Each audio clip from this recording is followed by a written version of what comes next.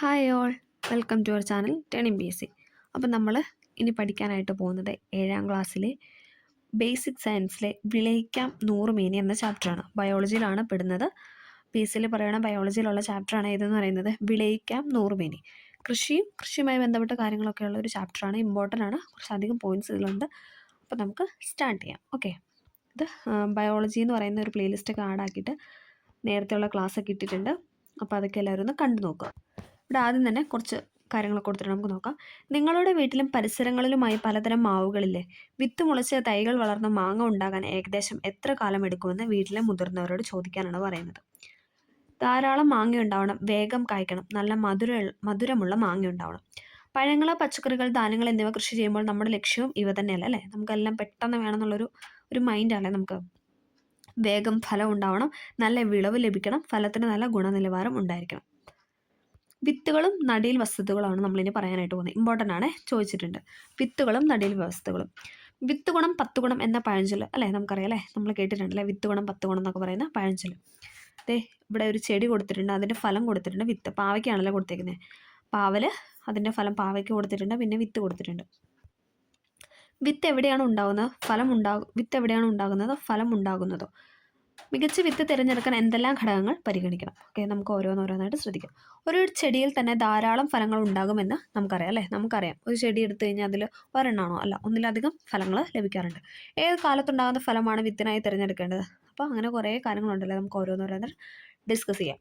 ആദ്യം ഉണ്ടാകുന്ന ഫലങ്ങളും അവസാനം ഉണ്ടാകുന്ന ഫലങ്ങളും വിത്ത് ശേഖരിക്കുന്നത് അനുയോജ്യമാണോ? ഒരു ചെടിയുടെ മധ്യകാലത്തുണ്ടാകുന്ന മൂപ്പെത്തിയ ഫലത്തിൽ നിന്നാണ് വിത്തെടുക്കേണ്ടത്. അപ്പോൾ എന്താണ്, ഒരു ചെടിയുടെ മധ്യകാലത്ത് അല്ലെ, ആദ്യം ഉണ്ടാകുന്നതല്ല അവസാനം ഉണ്ടാകുന്നതല്ല, ഏകദേശം നടുക്കോടുകൂടി വിളയുന്ന ഫലത്തിൽ നിന്നാണ് വിത്തെടുക്കേണ്ടത്. വെണ്ട, പയറ് തുടങ്ങിയവ ഒരു ഫലത്തിൽ തന്നെ ധാരാളം വിത്ത് നമുക്ക് കിട്ടും. അവയെല്ലാം തൈകൾ ഉൽപ്പാദിപ്പിക്കാൻ ഉപയോഗിക്കാമോ? അവയിൽ ഏറ്റവും നല്ല വിത്ത് എങ്ങനെ തിരഞ്ഞെടുക്കാം? അപ്പോൾ നമ്മളിനി അതൊക്കെയാണ് നോക്കാൻ പോകുന്നത്. ഏതാനും പയർ വിത്തെടുത്ത് താഴെ കൊടുത്തിരിക്കുന്ന കാര്യങ്ങൾ പരിശോധിച്ച് മികച്ച വിത്തുകൾ തിരഞ്ഞെടുക്കും. ആകൃതി, വലിപ്പം, ഭാരം, പുറന്തോട്, ഓക്കെ, അങ്ങനെയൊക്കെ പറഞ്ഞിട്ട് മികച്ച വിത്ത് തിരഞ്ഞെടുക്കാനാണ് പറഞ്ഞിരിക്കുന്നത്. വിത്തിൽ നിന്ന് മാത്രമാണ് പുതിയ സസ്യങ്ങൾ ഉണ്ടാകുന്നത്? അല്ല അല്ലേ, വിത്ത് വിതച്ച് മാത്രമല്ല അല്ലേ, പല രീതിയിലുണ്ട്, നമുക്ക് നോക്കാം. വേര്, തണ്ട്, ഇല, ഭൂഖണ്ഡം എന്നീ ഭാഗങ്ങളിൽ നിന്നും പുതിയ സസ്യങ്ങൾ ഉണ്ടാകുമെന്ന് നമുക്കറിയാം. വിത്ത് മുളപ്പിച്ച് മാത്രമല്ല, ഈ ഭാഗങ്ങൾ ഉപയോഗിച്ചും, അതായത് വേര് ഉപയോഗിച്ച്, പിന്നെ അതിൻ്റെ തണ്ട് മുറിച്ച് അല്ലേ, നമുക്കറിയാം റോസയൊക്കെയാണ് നമ്മളതിന് തണ്ട് ഒടിച്ചിട്ടല്ലേ, പിന്നെ ഇല, ഭൂഖണ്ഡം അങ്ങനെ ഉപയോഗിച്ചും തൈച്ചെടികൾ ഉണ്ടാകാറുണ്ട്. അതിനാൽ ഇവയും നടീൽ വസ്തുക്കൾ തന്നെയാണ്. ഓക്കെ, ഇനി നമ്മൾ പറയാൻ പോകുന്നത് ഇമ്പോർട്ടൻ്റ് പോയിൻ്റാണ് കായിക പ്രജനനവും ലൈംഗിക പ്രത്യുൽപാദനവും. ഇമ്പോർട്ടൻ്റ് ആണ്. Vegetative propagation and sexual reproduction. ഒരു സസ്യത്തിൻ്റെ കായിക ഭാഗങ്ങളായ വേര്, തണ്ട്, ഇല, ഭൂഖണ്ഡം എന്നിവയിൽ നിന്ന് പുതിയ തൈകൾ ഉണ്ടാകുന്ന പ്രക്രിയയാണ് കായിക പ്രജനനം അല്ലേ. അതായത് ഒരു സസ്യം എടുത്തു, അതിൻ്റെ ഭാഗങ്ങളാണ് ഇതൊക്കെ എന്ന് പറയുന്നത്, വേര്, തണ്ട്, ഇല, ഭൂഖണ്ഡം എന്ന് പറയുന്നത്. അതൊക്കെ വെച്ചിട്ട് നമ്മൾ പുതിയ തൈകൾ ഉണ്ടാകുന്ന പ്രക്രിയയാണ് കായിക പ്രജനനം. ഇത് അലൈംഗിക പ്രത്യുൽപാദനമാണ്. ഇനി വിത്തുകൾ ഉണ്ടാകുന്നത് ലൈംഗിക പ്രത്യുൽപാദനത്തോടെയാണ്. വിത്ത് മുളച്ചും തൈകൾ ഉണ്ടാകുമല്ലോ. ഓക്കെ, കൃഷി ചെയ്യുമ്പോൾ നല്ല വിത്ത് തിരഞ്ഞെടുക്കുന്നത് പോലെ പ്രധാനമാണ് നല്ല നടീൽ വസ്തുക്കളുടെ തിരഞ്ഞെടുപ്പ് എന്ന് പറയുന്നത്. ഗുണമേന്മയുള്ള സസ്യങ്ങളിൽ നിന്ന് നടീൽ വസ്തുക്കൾ തിരഞ്ഞെടുക്കാനായിട്ട് ശ്രദ്ധിക്കണം അല്ലേ. നല്ല രീതിയിലുള്ള കായ്ഫലം തരുന്ന അല്ലെങ്കിൽ നല്ല ഗുണമേന്മയുള്ള സസ്യങ്ങളിൽ നിന്ന് വേണം നമ്മൾ അതിൻ്റെ നടീൽ വസ്തുക്കളെ തിരഞ്ഞെടുക്കാനായിട്ട്. ഓക്കെ, 2 കുട്ടികളുടെ കോൺവെർസേഷനെ കൊടുത്തിട്ട് ഫലങ്ങളും വിത്തുകളും ഉണ്ടാകുന്നത് പരാഗണം വഴിയാണെന്ന് നമ്മൾ പഠിച്ചിട്ടുണ്ട്. ഇങ്ങനെ ഉണ്ടാകുന്ന സസ്യങ്ങൾക്ക് മാതൃസസ്യത്തിൻ്റെ ഗുണങ്ങൾ മാത്രമാണ് ലഭിക്കുന്നത്. ഒരു ചെടിയുടെ കമ്പ് മുളപ്പിച്ച് പുതിയ ചെടി ഉണ്ടാക്കുകയാണെങ്കിലോ അതിന് മാതൃസസ്യത്തിൻ്റെ അതേ ഗുണങ്ങൾ തന്നെ ഉണ്ടാവില്ലേ? ചെമ്പരത്തി, മരച്ചീനി, മധുരക്കിഴങ്ങ് തുടങ്ങിയവയുടെ കാണ്ഡം എളുപ്പത്തിൽ മുളയ്ക്കുമല്ലോ. എന്നാൽ പേരയുടെ കമ്പ് നട്ടാൽ മുളയ്ക്കാൻ പ്രയാസമാണ്. കമ്പിൽ വേര് മുളപ്പിക്കാൻ കഴിഞ്ഞാലോ? അങ്ങനെ ചെയ്താൽ പേരമരം വളർന്ന് വേഗം കായ്ക്കില്ലേ? നമുക്ക് ചെയ്തു നോക്കാം. അപ്പോൾ ഇങ്ങനെ ഓരോരോ കാര്യങ്ങൾ കുട്ടികളോട് ചെയ്യാനാണ് പറയുന്നത്. അപ്പോൾ നമുക്കിനി പഠിക്കാനുള്ള പോയിന്റ് എന്ന് പറഞ്ഞാൽ പതിവേക്കൽ അഥവാ ലെയറിങ് തൊട്ടാണ് തുടങ്ങുന്നത്. ഓക്കെ, പേര, സപ്പോട്ട, ചാമ്പ, ബദാം, അത്തി തുടങ്ങിയ സസ്യങ്ങളിൽ മാതൃസസ്യത്തിൻ്റെ കമ്പുകളിൽ വേര് മുളപ്പിച്ച ശേഷം ആ ഭാഗം മുറിച്ച് നട്ട് പുതിയ തൈകൾ ഉണ്ടാകുന്നു. ഇവിടെ കൊടുത്തിട്ടുണ്ട് ഘട്ടങ്ങളായിട്ട്. നമുക്ക് ജസ്റ്റ് അതൊന്ന് നോക്കാം, എന്താ നമുക്കൊന്ന് അറിഞ്ഞിരിക്കാം. മാതൃസസ്യത്തിൽ നിന്ന് പെൻസിൽ വണ്ണമുള്ള ഒരു കമ്പ് തിരഞ്ഞെടുക്കുക അല്ലേ. അതായത് ഒരു സസ്യത്തിൽ നിന്ന് നമ്മൾ ഒരു പെൻസിൽ വണ്ണമുള്ള ഒരു കമ്പ് തിരഞ്ഞെടുത്തു. പ്രധാന തടിയിൽ നിന്നുള്ളതാണ് കൂടുതൽ നല്ലത്. അതായത് നല്ല കഴമ്പുള്ള അല്ലെ കാമ്പുള്ള എന്നൊക്കെ പറയാം അല്ലേ, അവിടുന്ന് നമ്മൾ തിരഞ്ഞെടുക്കുക. ഈ കമ്പിൽ 2 പറവകൾക്ക്, അതായത് നോട് ഇടയിലുള്ള തൊലി 2-3 സെൻറ്റിമീറ്റർ നീളത്തിൽ വളയാകൃതിയിൽ ചെത്തി മാറ്റുക. രണ്ടാമത്തെ ഘട്ടം എന്ന് പറഞ്ഞാൽ ചകിരിച്ചോറ്, മണ്ണ്, ചാണകപ്പൊടി എന്നിവ ചേർത്ത മിശ്രിതം ചെറിയ നനവോടെ ഈ ഭാഗത്ത് വെച്ച ശേഷം ഒരു പോളിത്തീൻ കവർ ഉപയോഗിച്ച് പൊതിഞ്ഞു കിട്ടുക. ആവശ്യമെങ്കിൽ ഇടയ്ക്ക് നനയ്ക്കണം. മൂന്നാം ഘട്ടം എന്ന് പറയുന്നത് 2 മാസത്തിനകം പതിവെച്ച ഭാഗത്ത് ധാരാളം വേരുകൾ ഉണ്ടാവും. വേര് മുളച്ച് കമ്പ് പതിവെച്ചതിന് താഴെ മുറിച്ചെടുത്ത് ചെടിച്ചട്ടിയിലോ ഗ്രോ ബാഗിലോ നടാവുന്നതാണ്. വളർന്നു തുടങ്ങിയാൽ മണ്ണിലേക്ക് മാറ്റി നടാം. അപ്പം നമ്മൾ പതിവയ്ക്കൽ അഥവാ ലെയറിങ്ങിനെ കുറിച്ചാണ് പറഞ്ഞത്.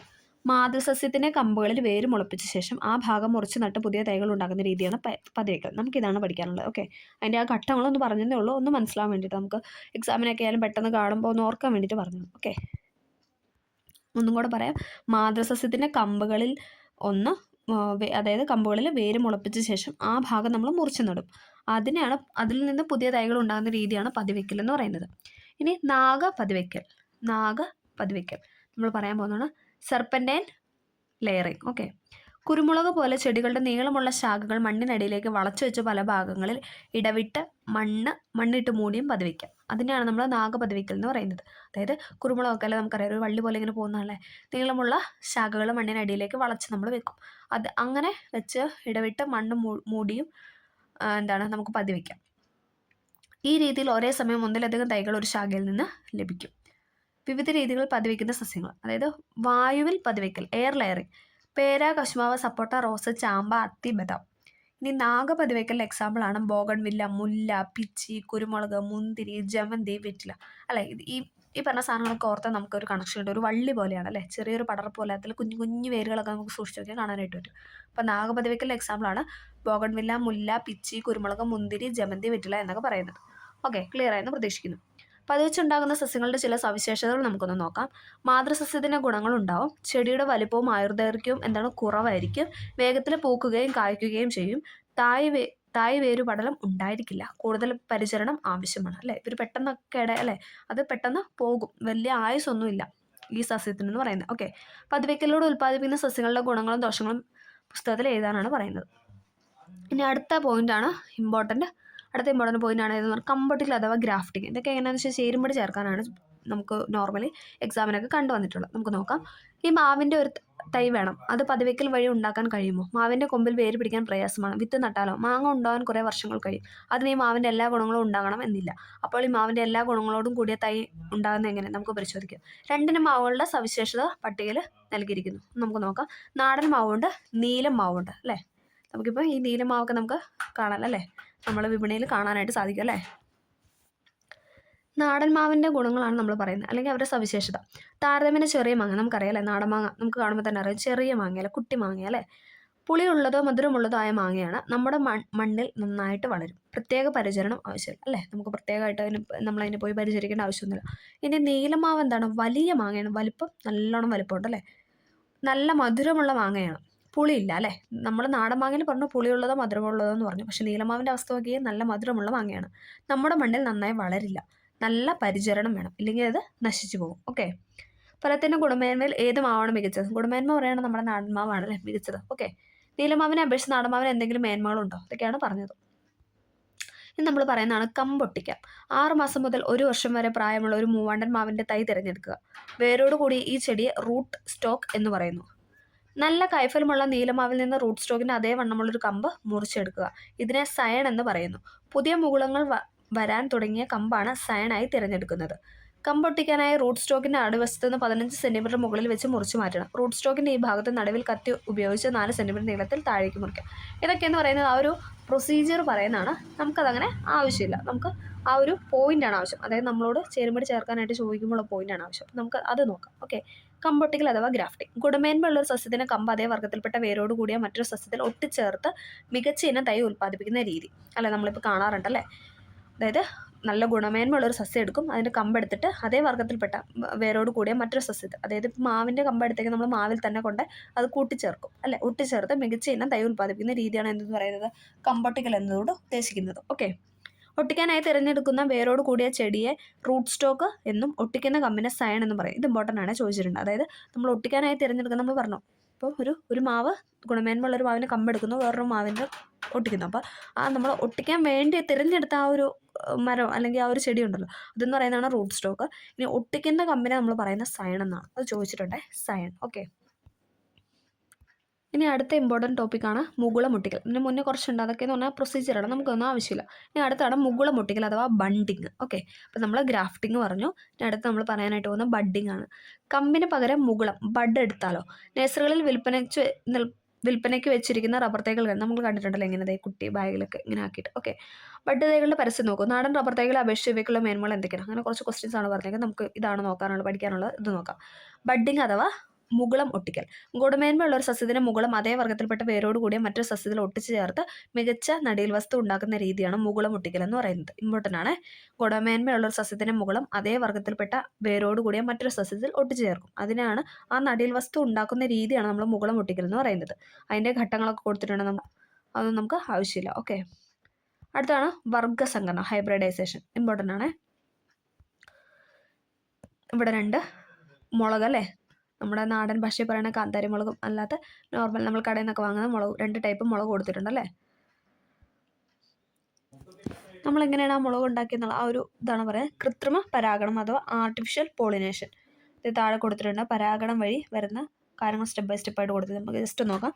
സ്വപരാഗണം തടയുന്നതിന് കൃത്രിമ പരാഗണം നടത്തേണ്ട പൂവിനെ കേസരങ്ങൾ മുറിച്ചു മാറ്റുന്നു. ഈ പൂവിൽ മറ്റു പൂക്കളിൽ നിന്നുള്ള പരാഗണ രേണുക്കൾ എത്താതിരിക്കാൻ പൂവ് പൊതിഞ്ഞു കെട്ടുന്നു. ഇതേ ഇനത്തിൽപ്പെട്ട വ്യത്യസ്ത ഗുണങ്ങളുള്ള ചെടിയിലെ പൂവിൽ നിന്ന് പരാഗരേണുക്കൾ ബ്രഷിൽ ശേഖരിക്കുന്നു. ശേഖരിച്ച പരാഗരേണുക്കൾ കൃത്രിമ പരാഗണം നടത്തേണ്ട പൂവിൻ്റെ പരാഗണ സ്ഥലത്ത് പതിപ്പിക്കുന്നു. മറ്റു പൂക്കളിൽ നിന്നുള്ള പരാഗണം തടയുന്നതിനായി ഈ പൂവ് വീണ്ടും പൊതിഞ്ഞു കെട്ടുന്നു. ഈ പ്രവർത്തനങ്ങൾ നടത്തേണ്ട എപ്പോഴാണ് അനുയോജ്യമായ കോളങ്ങളിൽ ടിക്കിടുക. അതൊക്കെയാണ് പറഞ്ഞിരിക്കുന്നത്. ഇനി നമ്മൾ പറയുന്നതാണ് വർഗ്ഗസങ്കരണം. ഓക്കെ, ഇനി പറയുന്ന അടുത്ത പോയിന്റാണ് വർഗ്ഗസങ്കരണം. ഇമ്പോർട്ടൻ്റ് ആണ് വർഗ്ഗസങ്കരണം. അപ്പോൾ ഇങ്ങനെ ബോക്സ് കൊടുത്തേക്കുന്ന കാര്യങ്ങളാണ് നമുക്ക് ഈ ചാപ്റ്ററിൽ ഇമ്പോർട്ടൻ്റ് ആയിട്ടുള്ളത്. അതാണ് ഞാൻ കൂടുതൽ ഫോഴ്സ് ചെയ്ത് പറയുന്നത്. ഒരേ വർഗ്ഗത്തിൽപ്പെട്ടതും വ്യത്യസ്ത ഗുണങ്ങളുള്ളതുമായ 2 ചെടികൾ തമ്മിൽ കൃത്രിമ പരാഗണം നടത്തി 2ൻ്റെയും ഗുണങ്ങൾ ചേർന്ന പുതിയ വിത്ത് ഉണ്ടാകും അല്ലേ. അതായത് ഒരേ വർഗ്ഗത്തിൽപ്പെട്ട 2 ചെടികൾ നമ്മൾ എടുത്തു. അതായത് ഇപ്പോൾ റോസ അല്ലെങ്കിൽ എന്താ പറയുക മറ്റ് ബന്ദി അങ്ങനെ മറ്റ് ഏത് ഇപ്പോൾ ചെമ്പത്തി അങ്ങനെ നമ്മൾ ഒരേ സാധനം ഇതുള്ളത് ഒരേ ചെടികളായിരിക്കണം, പക്ഷേ 2 വ്യത്യസ്ത ഗുണങ്ങളുള്ള 2 ചെടികൾ ഓക്കെ തമ്മിൽ കൃത്രിമ പരാഗണം നടത്തി 2ൻ്റെയും ഗുണങ്ങൾ ചേർത്ത് പുതിയൊരു വിത്തുണ്ടാവണം. അതാണ് വർഗ്ഗസങ്കരണം എന്ന് പറയുന്നത്. ഇങ്ങനെ ഉണ്ടാക്കുന്ന വിത്തുകളിൽ നിന്ന് ഗുണമേന്മയുള്ള വിത്തുകൾ തിരഞ്ഞെടുക്കുന്നു. ഇവയാണ് സങ്കര ഇനം വിത്തുകൾ എന്ന് പറയുന്നത്. ഓക്കെ, ഇനിയാണ് മെയിനായിട്ടുള്ള പോയിന്റ് എന്ന് പറയുന്നത്. നമുക്ക് കേട്ടിട്ടുണ്ട്, നമ്മൾ എക്സാമിനൊക്കെ വന്നിട്ടുണ്ടല്ലേ, അതുകൊണ്ടാണ് ഈ ചാപ്റ്റർ ഇമ്പോർട്ടൻ്റ് ആണെന്ന് പറഞ്ഞത്. ഓക്കെ, മുളകിൻ്റെയാണ് ജ്വാലാമുഖി, ഉജ്ജ്വല. സങ്കരയിനം വിത്തുകളാണ് നമ്മൾ പറയുന്നത്. മുളക്, ഉജ്ജ്വല, ജ്വാലാമുഖി. ഇമ്പോർട്ടൻ്റ് ആണ്. മുളകൊക്കെ കഴിച്ച് കഴിഞ്ഞാൽ ഒരു ജ്വലിക്കുന്ന ഒരു ഫീൽ ആയിരിക്കും അല്ലേ, നല്ല എരിവായിരിക്കും അല്ലേ. അപ്പം അങ്ങനെ കണക്ട് ചെയ്യുക. ഉജ്ജ്വല, ജ്വാലാമുഖി, മുളക്. പയറാണ് ജ്യോതിക, ഭാഗ്യലക്ഷ്മി. ജ്യോതിക, ഭാഗ്യലക്ഷ്മി, പയർ. നെല്ല് പിന്നെ നമുക്ക് കണക്ട് ചെയ്യാം. പവിത്ര, അന്നപൂർണ്ണ, ഹ്രസ്വ അല്ലേ, അതൊക്കെ നമുക്കറിയാം നെല്ലാണെന്ന്. തെങ്ങാണ് ചന്ദ്രലക്ഷ, ചന്ദ്രശങ്കര. ചന്ദ്രലക്ഷ, ചന്ദ്രശങ്കര എന്ന് പറയുന്ന തെങ്ങിൻ്റെ ഇനങ്ങളാണ്. വെണ്ടയാണ് സൽകീർത്തി, കിരൺ. സൽകീർത്തി, കിരൺ എന്നൊക്കെ അറിയപ്പെടുന്നത് സങ്കര ഇനം വെണ്ടയാണ്. ഓക്കെ, ഒന്നും കൂടെ പറയാം. ജ്വാലാമുഖി, ഉജ്ജ്വല എന്ന് പറയുന്നത് മുളക്, ജ്യോതിക, ഭാഗ്യലക്ഷ്മി, പയർ, പവിത്ര, അന്നപൂർണ്ണ, നെല്ല്, തെങ്ങെന്ന് പറയുന്നതാണ് ചന്ദ്രലക്ഷ, ചന്ദ്രശങ്കര, വെണ്ടയാണ് സൽകീർത്തി, കിരൺ. ഓക്കെ, ഇനി അടുത്ത് കാർഷിക ഗവേഷണ കേന്ദ്രങ്ങൾ. ഇത് ഇമ്പോർട്ടൻ്റ് ആണ് അല്ലേ, എല്ലാവർക്കും അറിയാം. ഇതില്ലാത്തൊരു ക്വസ്റ്റ്യൻ പേപ്പർ ഇല്ല അല്ലേ. ഗവേഷണ കേന്ദ്രം ഏതെങ്കിലും ഒരെണ്ണം ചോദിക്കാറുണ്ട്. കേരളത്തിലെ ഏറ്റവും പ്രധാനപ്പെട്ട കാർഷിക ഗവേഷണ കേന്ദ്രമാണ് കേരള കാർഷിക സർവകലാശാല. നമുക്കറിയാം അല്ലേ, കാർഷിക സർവകലാശാല KAU. Okay, Kerala agriculture university. അതെവിടെയാണ്? മണ്ണൂത്തി, തൃശ്ശൂർ അല്ലേ. ചോദിച്ചിട്ടുണ്ട് ആസ്ഥാനം എവിടെയാണെന്നൊക്കെ ചോദിച്ചിട്ടുണ്ട്. വിവിധ ഇനം വിളകൾ, മൃഗങ്ങൾ, പക്ഷികൾ മുതലായവയെക്കുറിച്ചുള്ള ഗവേഷണങ്ങളും വിജ്ഞാന വ്യാപന പരിപാടികളുമാണ് മുഖ്യ പ്രവർത്തനങ്ങൾ. കേരള കാർഷിക സർവകലാശാലയുടെ പ്രാദേശിക ഗവേഷണ കേന്ദ്രങ്ങൾ സംസ്ഥാനത്തിൻ്റെ വിവിധ ഭാഗങ്ങളിൽ പ്രവർത്തിക്കുന്നു. അപ്പം നമുക്ക് പഠിക്കാനുള്ള ഏതാണ്? കാർഷിക സർവകലാശാലയുടെ ആസ്ഥാനമാണ് തൃശ്ശൂർ അഥവാ മണ്ണൂത്തി. ഓക്കെ, ഇമ്പോർട്ടൻ്റ് ആണ് തൃശ്ശൂർ, മണ്ണൂത്തി. അടുത്തതാണ് കിഴങ്ങ് ഗവേഷണ കേന്ദ്രം. കേന്ദ്ര കിഴങ്ങുവിള ഗവേഷണ കേന്ദ്രം. ഇതാണ് ഞാൻ ഏറ്റവും കൂടുതൽ കണ്ടിട്ടുള്ളത്. കിഴങ്ങുവിള ഗവേഷണ കേന്ദ്രം ശ്രീകാര്യം, തിരുവനന്തപുരം. ആസ്ഥാനം ചോദിച്ചു കഴിഞ്ഞാൽ എവിടെയാണ്? ശ്രീകാര്യം, തിരുവനന്തപുരം. കിഴങ്ങ് വർഗ്ഗങ്ങളെ പറ്റിയുള്ള പഠനവും അവയുടെ ഉൽപ്പാദനമാണ് ഇവിടെ നടക്കുന്നത്. നമുക്കറിയാം, കിഴങ്ങ് വിള എന്ന് കേൾക്കുമ്പോൾ തന്നെ നമുക്കറിയാം കിഴങ്ങ് വർഗ്ഗങ്ങളെ പറ്റിയുള്ള പഠനവും അവയുടെ ഉൽപ്പാദനവും. ഓക്കെ, അപ്പം ആസ്ഥാനം ചോദിച്ചു കഴിഞ്ഞാൽ എവിടെയാണ്? കിഴങ്ങുവിള ഗവേഷണ കേന്ദ്രം Sreekaryam, Thiruvananthapuram. Rubber research institute അല്ലേ. റബ്ബർ എന്ന് കേൾക്കുമ്പോഴേ നമുക്കറിയാം കോട്ടയമാണ് അല്ലേ. Rubber research institute okay, Kottayam. അത്യുൽപാദന ശേഷിയും വിവിധ ഭൂവിഭാഗങ്ങൾക്ക് അനുയോജ്യമായ റബ്ബർ ഇനങ്ങൾ വികസിപ്പിക്കുന്നതാണ് റബ്ബർ റിസർച്ച് ഇൻസ്റ്റിറ്റ്യൂട്ട്, കോട്ടയം എന്ന് പറയുന്നത്. ഇനി കേന്ദ്ര തോട്ടവിള ഗവേഷണ കേന്ദ്രം കാസർഗോഡ് അല്ലേ, അതും നമുക്കറിയാം. കേന്ദ്ര തോട്ടവിള ഗവേഷണ കേന്ദ്രം. തെങ്ങ്, കവുങ്ങ്, കൊക്കോ തുടങ്ങിയവയെക്കുറിച്ചുള്ള ഗവേഷണമാണ് ഇവിടെ നടക്കുന്നത്. അപ്പോൾ ഇമ്പോർട്ടൻ്റ് ആണ്. ഏതൊക്കെയാണ് ഒന്നും കൂടെ പറയാം നമുക്ക്. ഇമ്പോർട്ടൻ്റ് ആയതുകൊണ്ടാണ് റിപ്പീറ്റ് ചെയ്ത് പറയുന്നത്. കേരള കാർഷിക സർവകലാശാല മണ്ണൂത്തി, തൃശ്ശൂർ. കിഴങ്ങുവിള ഗവേഷണ കേന്ദ്രം Sreekaryam, Thiruvananthapuram. Rubber research institute, Kottayam. കേന്ദ്ര തോട്ടവിള ഗവേഷണ കേന്ദ്രം കാസർഗോഡ്. ഓക്കെ, ഇനി നമ്മൾ പറയുന്നത് വളക്കൂറുള്ള മണ്ണാണ്. ഓക്കെ, കമ്പോസ്റ്റ് വളം, NPK വളം, എല്ലുപൊടി, കോഴിക്കാഷ്ടം, അങ്ങനെ കുറച്ച് പിക്ചറൊക്കെ ഇവിടെ നൽകിയിട്ടുണ്ട്. ഓക്കെ, നമ്മുടെ പ്രദേശത്തൊക്കെ കർഷകർ സാധാരണയായിട്ട് നോർമലി യൂസ് ചെയ്യുന്ന സാധനങ്ങളൊക്കെയാണ് അവിടെ കൊടുത്തിരിക്കുന്നത്. ഓക്കെ, അതെല്ലാം ഇവിടെ ലിസ്റ്റ് ചെയ്യാനാണ് പറഞ്ഞിരിക്കുന്നത്. നമുക്ക് ഇമ്പോർട്ടൻ്റ് ആയ ഒരാളാണ് ഹരിതവിപ്ലവത്തിൻ്റെ പിതാവായ ഡോക്ടർ MS സ്വാമിനാഥൻ, അല്ലേ? അദ്ദേഹം അന്തരിച്ചു. അതുകൊണ്ട് തന്നെ എന്താണ്, കറണ്ട് അഫെയറിലൊക്കെ അദ്ദേഹത്തിനെ പറ്റി ചോദിക്കാനുള്ള സാധ്യത ഒരുപാടാണ്. അതുകൊണ്ട് തന്നെ എല്ലാവരും പഠിച്ചിരിക്കാം. ഡോക്ടർ MS സ്വാമിനാഥൻ ഇന്ത്യയിലെ ഹരിതവിപ്ലവത്തിൻ്റെ പിതാവ് എന്നറിയപ്പെടുന്നു, അല്ലേ? നമുക്കറിയാവുന്നൊരു പോയിൻ്റാണ്, അല്ലേ? എല്ലാവർക്കും അറിയാവുന്നൊരു പോയിന്റ്. ഇന്ത്യയിലെ ഹരിതവിപ്ലവത്തിൻ്റെ പിതാവ് എന്നറിയപ്പെടുന്ന ഡോക്ടർ MS സ്വാമിനാഥൻ. അത്യുൽപാദന ശേഷിയുള്ള വിത്തുകൾ വികസിപ്പിക്കുകയും കർഷകർക്കിടയിൽ പ്രചരിപ്പിക്കുകയും അതുവഴി ഭക്ഷ്യോൽപാദന മേഖലയിൽ കുതിച്ചുചാട്ടം സാധ്യമാക്കുകയും ചെയ്തു, അല്ലേ? ഹരിതവിപ്ലവം വന്നതോടുകൂടി എന്താണ്, നമ്മുടെ ദാരിദ്ര്യം, അല്ലെ, ഭക്ഷണത്തിലുള്ള നമ്മുടെ ദൗർലഭ്യമൊക്കെ മാറാനായിട്ട് തുടങ്ങിയത് എന്താണ്, ഹരിതവിപ്ലവം എന്ന ആശയം വന്നതോടുകൂടിയാണ്, അല്ലേ? അതുകൊണ്ട് തന്നെ നമ്മുടെ ഹരിതവിപ്ലവത്തിൻ്റെ പിതാവ് എന്നറിയപ്പെടുന്ന വ്യക്തിയാണ് ഡോക്ടർ MS സ്വാമിനാഥൻ. അത്യുൽപാദന ശേഷിയുള്ള വിത്തുകൾ വികസിപ്പിക്കുകയും കർഷകർക്കിടയിൽ പ്രചരിപ്പിക്കുകയും അതുവഴി ഭക്ഷ്യോൽപാദന മേഖലയിൽ കുതിച്ചുചാട്ടം സാധ്യമാക്കുകയും ചെയ്തു. തെക്കു കിഴക്ക് ഏഷ്യയിലെ മിക്ക രാജ്യങ്ങളെയും പട്ടിണിയിൽ നിന്ന് കരകയറ്റിയത് അദ്ദേഹത്തിൻ്റെ പരിശ്രമങ്ങളായിരുന്നു. Max world food prize, Padma Bhushan എന്നീ പുരസ്കാരം ലഭിച്ചിട്ടുണ്ട്. ഇമ്പോർട്ടൻ്റ് ആണ്. അദ്ദേഹം അന്തരിക്കുകയും കൂടെ ചെയ്തുകൊണ്ട് എന്താണ്, കറണ്ട് അഫെയറിലൊക്കെ ചോദിക്കാൻ ചാൻസ് ഉണ്ട്. അപ്പോൾ ഇതൊന്ന് നോട്ട് ചെയ്യുക. മാക്സിസെ പുരസ്കാരം കിട്ടിയിട്ടുണ്ട്, വേൾഡ് ഫുഡ് പ്രൈസ് അവാർഡ് കിട്ടിയിട്ടുണ്ട്, പത്മഭൂഷൺ എന്നീ പുരസ്കാരങ്ങളും അദ്ദേഹത്തിന് കിട്ടിയിട്ടുണ്ട്. 1925 ജനിച്ചു, 2023 ആയപ്പോഴത്തേക്കും അന്തരിച്ചു. ഓക്കെ, ഇനി ജൈവവളങ്ങളും കുറച്ച് രാസവളങ്ങളും കൊടുത്തിട്ടുണ്ട്. നമുക്ക് ജസ്റ്റ് ഒന്ന് നോക്കാം. ജൈവ വസ്തുക്കളിൽ നിന്നാണ് ലഭിക്കുന്നത്. ജൈവവളങ്ങൾ നമുക്കറിയാലേ, ജൈവവളങ്ങൾ ലഭിക്കുന്ന ജൈവവസ്തുക്കളിൽ നിന്നാണ്. കൂടുതൽ അളവിൽ നമുക്ക് ഉപയോഗിക്കേണ്ടി വരും. മണ്ണിന് ദോഷകരമല്ല. ഒരു നിശ്ചിത ഘടകം മാത്രമേ നൽകാൻ കഴിയില്ല. ഇനി രാസവളം എന്താണ്? രാസവസ്തുക്കൾ ഉപയോഗിച്ച് വ്യാവസായികമായി നിർമ്മിക്കുന്നു. കുറഞ്ഞ അളവ് മതി, അല്ലേ? രാസവളങ്ങൾ നമ്മൾ കുറേശ്ശെ ഇട്ടാൽ മതി. അമിതമായ ഉപയോഗം മണ്ണിൻ്റെ ഘടനയെ നശിപ്പിക്കുന്നു. ആവശ്യമുള്ള ഘടകം മാത്രമായി നൽകാം. ഓക്കെ, പിന്നെ അടുത്താണ് കീടനിയന്ത്രണം. ഇവിടെ പറഞ്ഞിട്ടുണ്ട്. അതോടുകൂടി ഇവിടുത്തെ ജീവാണുവളം എന്ന് പറഞ്ഞിട്ടൊരു ബോക്സ് അതിലൂടെ നമുക്ക് നോക്കാം. സൂക്ഷ്മജീവികളെ ഉപയോഗപ്പെടുത്തിയുള്ള വളപ്രയോഗ രീതിയാണ് ജീവാണു വളപ്രയോഗം. സ്യൂഡോമോണസ്, അസോസ്പൈറിലം എന്നിവ ജീവാണു വളങ്ങൾക്ക് ഉദാഹരണമാണ്. ഏതൊക്കെയാണ്? Pseudomonas, Azospirillum. നമുക്കങ്ങനെ കേട്ടുവച്ചില്ലാത്ത പേരാ, അല്ലേ? സ്യൂഡോമോണസ്, അസോസ്പൈറിലം എന്നൊക്കെ പറയുന്നത് എന്താണ്? ജീവാണു വളങ്ങൾക്ക് ഉദാഹരണങ്ങളാണ്. ഓക്കെ, ഇനി നമ്മൾ പറയുന്നതാണ് കീടനിയന്ത്രണം. ഇമ്പോർട്ടൻ്റ് ആയ കാര്യങ്ങളെല്ലാം ഞാൻ ഫോഴ്സ് ചെയ്ത് പിന്നെയും പറയുന്നുണ്ട്. ഓക്കെ, കർഷകർ നേരിടുന്ന വലിയ പ്രശ്നമാണ് എന്തെന്ന് പറയുന്നത്, വിളകളെ ബാധിക്കുന്ന കീടങ്ങൾ, അല്ലേ? നമുക്കറിയാം, അല്ലേ? അതൊക്കെ വരുമ്പോൾ അവർക്ക് ഭയങ്കര ബുദ്ധിമുട്ടാണ്. എങ്ങനെയാണ് കീടബാധ നിയന്ത്രിക്കുന്നതെന്നൊക്കെയാണ് ഇവിടെ പറഞ്ഞിരിക്കുന്നത്. ഞാൻ നന്നായി രാസകീടനാശിനി തളിക്കും, ഒറ്റ പ്രാണിയുമില്ല, അല്ലേ? ഞാൻ പുകയില കഷായമാണ് തളിക്കുന്നത്, പ്രാണികൾ കുറേയൊക്കെ പോയി. പ്രാണികളെ എനിക്ക് വലിയ ഇഷ്ടമാണ്, എത്ര കിട്ടിയാലും ഞാൻ തിന്നു തീർക്കും. തവള പറയുവാനല്ലേ. വിളക്കു കെണി വെച്ചും പ്രാണികളെ നശിപ്പിക്കാം കേട്ടോ. അപ്പം അങ്ങനെ പലതരത്തിലുള്ള, അതായത് ഈ കീടങ്ങളെ നശിപ്പിക്കാനുള്ള പലതരത്തിലുള്ള കാര്യങ്ങളാണ് ഇവിടെ ഓരോരുത്തരും പറയുന്നത്. കീടനിയന്ത്രണ മാർഗ്ഗങ്ങൾ. ജൈവ നിയന്ത്രണമാണ് ഫസ്റ്റ് പറയാനായിട്ട് പോകുന്നത്. വട്ടച്ചാഴി എന്ന ഷഡ്പദം ചെടികളിൽ വളരുന്ന പല കീടങ്ങളെ തിന്ന് നശിപ്പിക്കുന്നു. ഇത്തരത്തിലുള്ള മറ്റൊരു മിത്രകീടമാണ് ട്രൈക്രോഗ്രാമ എന്ന് പറയുന്നത്. ഇതുപോലെ തവള, അരണ, ഓന്ത, വണ്ട തുടങ്ങിയ ജീവികൾ വിളകളെ ബാധിക്കുന്ന കീടങ്ങളെ തിന്ന് നശിപ്പിക്കുന്നു. ഇത്തരം കീടനിയന്ത്രണമാണ് ജൈവ നിയന്ത്രണം, അല്ലേ? പ്രകൃതിക്ക് വലിയ ദോഷമൊന്നുമില്ല, നോർമലി, അല്ലേ? പ്രാണികൾ തന്നെ കഴിച്ചു തീർക്കുന്നു. ഇത്തരം കീടനിയന്ത്രണമാണ് ജൈവ നിയന്ത്രണം. കീടനാശിനികൾ പ്രയോഗിക്കുമ്പോൾ കീടങ്ങളോടൊപ്പം മിത്രകീടങ്ങളും നശിക്കുന്നു, അല്ലേ? ഇവരെന്താണ്, മിത്രകീടങ്ങളെയൊക്കെ അവിടെ വെച്ചിട്ട് അല്ലാത്തവരെയാണ് തിന്ന് നശിപ്പിക്കുന്നത്. ഇനി യാന്ത്രിക നിയന്ത്രണം. ചിലയിനം പച്ചക്കറികളുടെ കായ്കൾ നശിപ്പിക്കുന്ന ഒരുതരം സ്വർണ്ണ നിറമുള്ള ഈച്ചയെ നിങ്ങൾ ശ്രദ്ധിച്ചിട്ടുണ്ടോ? ഇവയെ നശിപ്പിക്കാനുള്ള ഒരു സൂത്രം പരിചയപ്പെടാം. ഒരു പിടി തുളസിയില ചതച്ച ഒരു സ്റ്റീൽ പ്ലേറ്റിൽ വയ്ക്കുക. അല്പനേരം കഴിഞ്ഞ് ഈ പ്ലേറ്റ് നിരീക്ഷിക്കുക. തുളസിയിലയുടെ മണം മൂലം സ്വർണ്ണ നിറമുള്ള ഈച്ചകൾ പ്ലേറ്റിൽ വരുന്നത് കാണുന്നില്ലേ? ഇവയെ നശിപ്പിക്കുന്നത് വഴി വീട്ടിലെ പച്ചക്കറികളെ സംരക്ഷിക്കുകയും ചെയ്യാം. ഇങ്ങനെ കെണികൾ ഉപയോഗിച്ചോ കൈകൊണ്ട് പെറുക്കി മാറ്റിയോ കീടങ്ങളെ നിയന്ത്രിക്കുന്ന രീതിയാണ് യാന്ത്രിക നിയന്ത്രണം. ഇതിനായി ഉപയോഗിക്കുന്ന ഒരിനം കെണിയാണ് ഫെറമോൺ കെണി. ഇത് മാർക്കറ്റിൽ ലഭ്യമാണ്, അല്ലേ? ഫിറമോൺ അടിക്കാന്നൊക്കെ പറഞ്ഞാൽ നമ്മൾ കേട്ടിട്ടുണ്ട്, അല്ലേ? എന്ന് പറയുന്നത് എന്താണ്? യാന്ത്രിക നിയന്ത്രണമാണ്. കീടനാശിനികൾ 2 തരത്തിലുണ്ട്. രാസ കീടനാശിനികളുണ്ട്, ജൈവ കീടനാശിനികളുണ്ട്. രാസവസ്തുക്കൾ ഉപയോഗിച്ച് നിർമ്മിച്ച കീടനാശിനിയാണ് രാസ കീടനാശിനികൾ എന്ന് പറയുന്നതും. രാസ കീടനാശിനികളെ അപേക്ഷിച്ച് ദോഷം കുറഞ്ഞവയാണ് എന്തെന്ന് പറയുന്നത് ജൈവ കീടനാശിനികൾ. പുകയില കഷായം, വേപ്പെണ്ണ ഇമൽഷൻ, വെളുത്തുള്ളി കാന്താരി മിശ്രിതം തുടങ്ങിയവ ജൈവ കീടനാശിനികളാണ്. പല ജൈവ കീടനാശിനികളും ഇന്ന് വിപണിയിൽ ലഭ്യമാണ്. അടുത്താണ് പുകയില കഷായം. നമ്മൾ പറഞ്ഞു ജൈവ കീടനാശിനിയിൽ പെടുന്ന ഒന്നാണ് പുകയില കഷായം. 100 ഗ്രാം പുകയില ചെറു കഷ്ണങ്ങളാക്കി 1.5 ലിറ്റർ വെള്ളത്തിൽ ഒരു ദിവസം കുതിർത്ത് വയ്ക്കുക. ഇത് പിഴിഞ്ഞ് അരിച്ചെടുക്കുക. ഇതിൽ 10 ഗ്രാം ബാർ സോപ്പ് ലയിപ്പിക്കുക. പുകയില കഷായം തയ്യാറായി. ഇതിൽ ഇരട്ടി വെള്ളം ചേർത്ത് നേർപ്പിച്ച് ചെടികൾക്ക് തളിക്കാം. അപ്പോൾ ഇതൊക്കെ എന്ന് പറയുന്നത് ജൈവ കീടനാശിനികളുടെ ഒരു ഇതായിരുന്നു. അപ്പോൾ നമ്മൾ ഈ കൃഷിയുമായി ബന്ധപ്പെട്ട കാര്യങ്ങളും അതിനെപ്പറ്റിയുള്ള കാര്യങ്ങളൊക്കെയാണ് പറഞ്ഞത്. അതിൽ കൂടുതലായിട്ട് ഇമ്പോർട്ടൻ്റ് ആയ കാർഷിക ഗവേഷണ കേന്ദ്രവും പിന്നെ സങ്കരീനങ്ങളൊക്കെ ആയിരുന്നു അതിനകത്ത് ഏറ്റവും കൂടുതൽ PSC ചോദിച്ചിട്ടുള്ള കാര്യങ്ങളെന്ന് പറയുന്നത്. ഓക്കെ, പിന്നെ ലാസ്റ്റായിട്ട് നമുക്കിവിടെ ഒരു സർക്കിൾ തന്നിട്ടുണ്ട്. ഇത് ഇമ്പോർട്ടൻ്റ് ആണ്. അതായത് പട്ടുനൂൽപ്പുഴു വളർത്തൽ സെറികൾച്ചർ. ഇത് നമ്മൾ കഴിഞ്ഞ ക്ലാസ്സിൽ പറഞ്ഞായിരുന്നു അല്ലേ? പട്ടുനൂൽ വെച്ചിട്ട് നമ്മൾ സാരി കണക്ട് ചെയ്യുക. പട്ട് സാരി എന്നല്ല നമ്മൾ പറയുന്നത്. അപ്പോൾ അങ്ങനെ ഒരു ക്ലാസ് കഴിഞ്ഞ ക്ലാസ്സിൽ പറഞ്ഞിട്ടുണ്ടായിരുന്നു. അപ്പോൾ അതൊന്ന് കണ്ടു നോക്കുമ്പോൾ ഇതെല്ലാം നമുക്ക് പഠിക്കാനായിട്ട് പറ്റും. എന്നാലും ഒരു റിവിഷൻ പോലെ നമുക്ക് ഒന്നും കൂടെ പറയാം. പട്ടുനൂൽപ്പുഴു വളർത്തലിനാണ് നമ്മൾ സെറികൾച്ചർ എന്ന് പറയുന്നത്. പുഷ്പകൃഷി അഥവാ ഫ്ലവർ അല്ലേ? ഫ്ലവറിൻ്റെ കൃഷിനെ പറ്റി നമ്മൾ പറയുന്നതാണ് ഫ്ലോറി. അത് ഫ്ലവർ വെച്ചിട്ട് കണക്ട് ചെയ്യാം, ഫ്ലോറി. പിന്നെ തേനീച്ച വളർത്തലാണ് എപ്പിക്കൾച്ചർ എന്ന് പറയുന്നത്. മുയൽ വളർത്തൽ ക്യൂണി അല്ലേ? നല്ല ക്യൂട്ട് മുയൽ എന്നൊക്കെ പറഞ്ഞ് നമ്മൾ കോഡ് പറഞ്ഞായിരുന്നു അല്ലേ? ക്യൂണി കൾച്ചർ. കൂൺ കൃഷി, കൂൺ ഇംഗ്ലീഷ് പറയുന്ന മഷ്റൂമായിട്ട് മഷ്റൂം കൾച്ചർ.